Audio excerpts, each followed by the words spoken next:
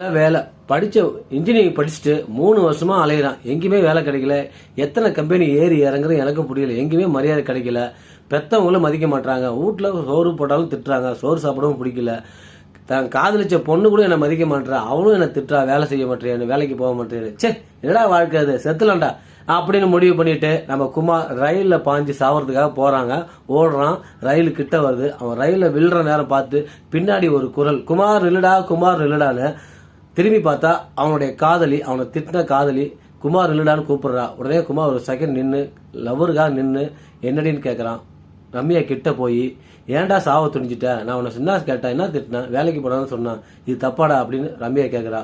ஆமாண்டி, வீட்டில் யாரும் என்னை மதிக்க மாட்டாங்க, நீ என்னை மதிக்க மாட்டுற, எத்தனை வருஷம் நான் வேலை தேடி அலையிறது அப்படின்னு குமார் சொல்றான். அதுக்கு ரம்யா சொல்றா, என் பின்னாடி என்னை காதலிக்கிறதுக்காக நீ எத்தனை வருஷம் என் பின்னாடி அலைஞ்ச அப்படின்னு ரம்யா கேட்குறா. அதுக்கு அவன் பெருமையா, உன் பின்னாடி அடி நான் 3 வருஷம் அலைஞ்சடி, நீ என்னை எல்லாம் அலைச்சல் அலைய விட்டா, 3 வருஷம் காய்ச்சி தானே நீ ஓகே சொன்ன, ஐ லவ் சொன்ன அப்படின்னு பெருமையா சொல்றான். உடனே ரம்யா சொல்றா, கேவலம் காதலுக்காக ஒரு பொட்டச்சி பின்னாடி 3 வருஷம் அலைஞ்சிருக்க, நீ எல்லாம் ஒரு ஆம்பளையா? உனக்காக, உன் லைஃபுக்காக, உன்னை பெத்தவங்களுக்காக, உன்னை படிக்க வச்ச உன்னை பெத்தவங்களுக்காக இன்னும் ஒரு 4 வருஷம் சேர்த்து கூட நீ அலையலாம், வேலை தேடி அலையலாம். ஒரு நல்ல வேலையை தேடு.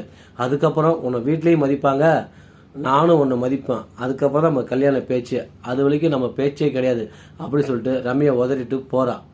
தான் தவற உணர்ந்த குமார் மீண்டும் வேலையை தேடி செல்கின்றான். இந்த கதை பிடிச்சிருந்தா லைக் பண்ணுங்க, தப்பா இருந்தா கமெண்ட் பண்ணுங்க. தொடர்ந்து என்னுடைய சேனலுக்கு ஆதரவு கொடுங்க நண்பர்களே. வணக்கம்.